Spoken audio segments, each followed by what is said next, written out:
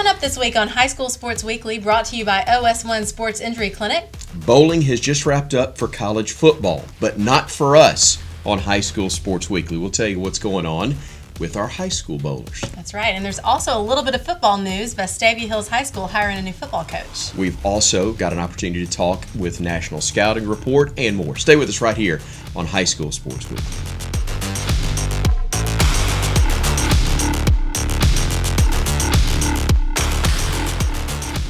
OS1 Sports Injury Clinic in Hoover is a proud partner of High School Sports Weekly. OS1 has fellowship-trained sports medicine physicians right here in your community. There's no appointment needed. Just drive up to the door. We've got X-ray and MRI on site. So now, being injured or having an orthopedic issue doesn't mean you need to be exposed to sick people. Avoid the hassle and time of going to an ER when you can get more specialized care in a more timely fashion at OS1. Open 7 days a week to serve you. It's OS1 Sports Injury Clinic, and find them online at bettersooner.com. Welcome everybody to our first edition, at least for 2021, of High School Sports Weekly, brought to you by OS1 Sports Injury Clinic. Chris and Susan once again. First of all, happy holidays to you. I hope it went well. It did. How about you? It was very nice indeed. Santa clearly had me mixed up with somebody else, so we had that taken care of. But a lot going on. We had, since we last visited, or we did talk at the end of the year, the state championship for Thompson, and not surprisingly, with the State Sports Writers Association coming out with their Super All-State team. There were 2 members of the Warriors squad who were selected for that roster, and those 2 were Jeremiah Alexander, a linebacker, and Connor Harrell, ironically 2 juniors, Susan, but not surprising that they would headline an all-region team that is loaded with players from our area. Absolutely. This list is very long, but let's name them all. Armani Goodwin from Hewitt-Trustful, J.R. Hamilton from Hoover, J.B. Mitchell from Thompson, Connor Howard from Thompson, Dawson Ray, Vestavia, Drake Tabor, Spain Park, Justice Finkley from Hewitt-Trustful, Landon Bergeson from Hewitt-Trustful, Jeremiah Alexander from Thompson, Marcus Williams from Hoover,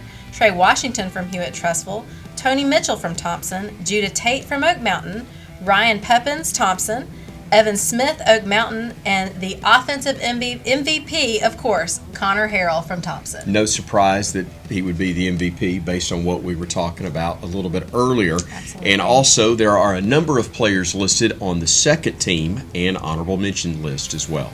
Congratulations to all these players. Chris, I want to circle back to Christmas, and I understand that Santa Claus brought you a trip to Miami. Yeah, because he brought me a win for Alabama in Dallas. That allowed me to go to Miami and cover that as well. Really a lot of fun to be a part of that with the Crimson Tide Sports Network. And the 18th National Championship for the Crimson Tide, an awful lot of fun. Very fortunate to have that chance. But you, as the Auburn grad, were brought a new coach. That's as right. well. Santa Claus brought us a new coach, Coach Brian Harson. We're really excited about what the future holds for Auburn. It's going to be exciting to watch. All right, fun times. Santa also brought a new coach to Vestavia Hills while we were gone. That's right. Yeah, big news breaking at Vestavia. Sean Calhoun hired to replace longtime legendary coach Buddy Anderson. Coach Calhoun coming from Carrollton in Georgia. He has been there for the past 5 seasons and ended up there with a 51-12 record. So welcome to Coach Calhoun. Excited to see what the Rebels have in their future as well. And we'll look forward to introducing him to all of you in the weeks to come. Stay with us. We're back with more in just a moment right here on High School Sports Weekly, brought to you by OS1 Sports Injury Clinic.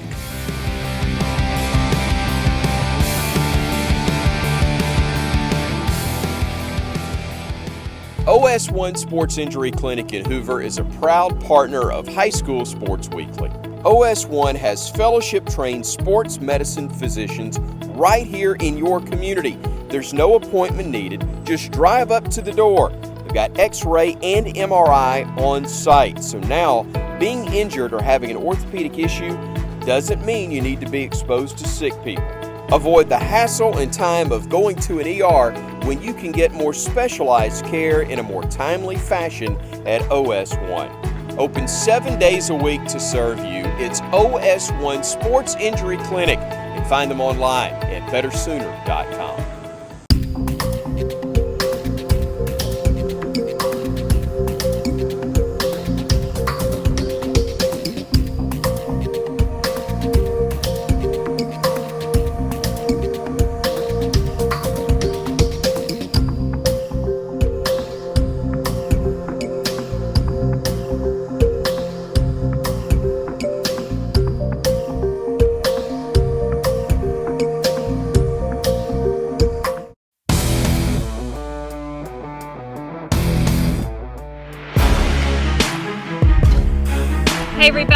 name's Rachel Brown, and I'm here with Coach Mike Smith. And something that we get a lot from parents and athletes is this college coach was at my game, or this school was at my game. And just because those college coaches or schools are at your game doesn't necessarily mean that they're recruiting you. I know, Coach Mike, you have a little bit of experience in this category, from the NAIA level all the way to Power 5 Division I. When you went to showcases, were you going with a list of athletes to watch, or were you just going in hopes of finding somebody? Well, that's a really good question, and sometimes there's really a misnomer. College coaches are going to tournaments when they have names on their clipboard. They've got a top 10 list that they're going to watch. They've already have their schedules when they're going out there. And most of the time, if there's not a player on that list, those coaches are probably not watching. I'll tell you, in 21 years of coaching college softball, I recruited one player without being on that list. So it does happen. Yeah, absolutely. So in other words, unless you're already talking to that college coach or been identified by that college coach, if you see them at the game, they're probably not there for you. So the first thing you have to do is get identified, and we can help you through that process. Thompson and Vestavia have both been really strong in bowling over the past several years. The two faced off this week in Pelham, and I got a chance to go over and talk to the guys on both teams. Thank you guys so much for meeting with us here today. Y'all have got a big match coming up. It's really exciting. Tell me a little bit about how your season's gone so far. Well, our season's been, for the most part, a very fun season. We haven't really had too tough opponents, but when we do have our tough opponents, we play our hearts out. We bowl what we need to do. We know our shots, so we get stuff done, It's just kind of hard to work around this type of season, especially with COVID. I mean, we've had a bunch of cancellations and reschedules and everything. So, it's not a usual season, but it's still a really good one, so. Good. Well, I know you're up against Thompson today. They won state last year. You won state the year before. Since you guys are seniors, you've been around for all that. So how are you feeling about today? Well, I'm feeling like I'm just going to go out there and do what I can do. I've known some of these Thompson guys since middle school. I've been bowling with them for, as long as my career has been. So I'm just here to have fun and do my job. We've played Thompson a lot. It's been back and forth a lot. We're just hoping to come out here and get a win, which would be huge going into regionals and state. So. That's right. Well, tell me a little bit about how you guys got started in bowling. How'd you get interested in it? How young did you start? Well, I was 8 years old when I started bowling, so I've been in it for about 9-10 years now. My mother had heard that you get scholarship monies for tournaments, and since she had, 2 boys, she was like, hey, go bowling, and here we are now. I got into bowling my sophomore year, so it's more recent for me, but still the same thing. We both love it. We both put our hearts into it almost, so. Do you guys plan to bowl in college?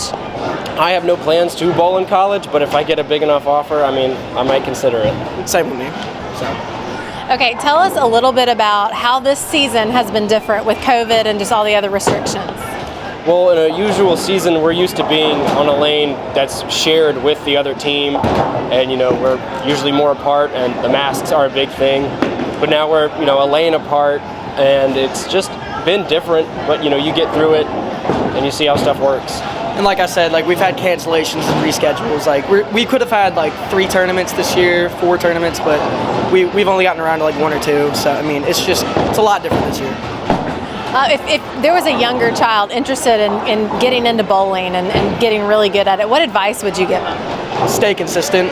Don't get down on yourself, because it is kind of a frustrating sport at times, but as long as you power through it and just hope for the best at all times, it should work out.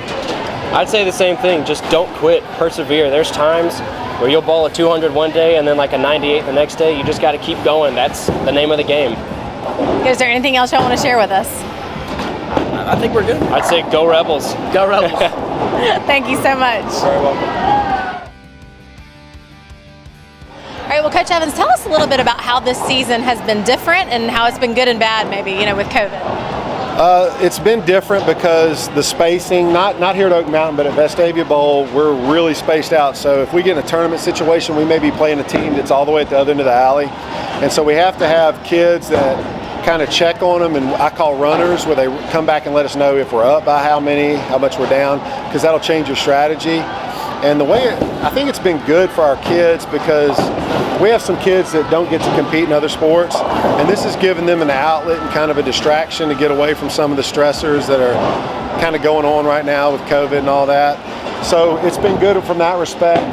but it's also been good because some of our players are involved in other sports, so it gives them kind of a way to see what it's like for some of the non-traditional athletes to kind of have this as an outlet. And it's helped all of them. It's helped our non-athletes become better competitors. It's helped our athletes become better bowlers. So it's kind of worked both ways. Well, what kind of training is involved? Is there anything more than just bowling? And I asked because I saw your team stretching earlier. Yeah, so we have our strength and conditioning coach, Keith Trotman, basically gave me some shoulder exercises because bowling can be pretty taxing on their shoulders. And you saw my guys, not a lot of them look like linebackers. So we do a band warm up where it loosens our shoulders and our joints, and then we stretch like our lower half just to get them loose.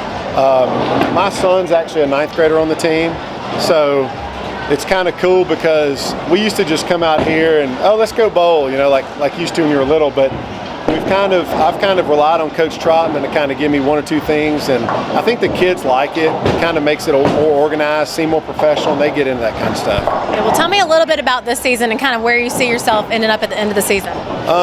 We've gotten better. We're real inexperienced. We lost last 2 years. We lost a lot of good seniors. We have 2 senior leaders that you've already talked to, Walter Reed and Riley Jardini. We've got a really strong group of freshmen. And they're big freshmen. I mean, they're like 6'1", 6'2".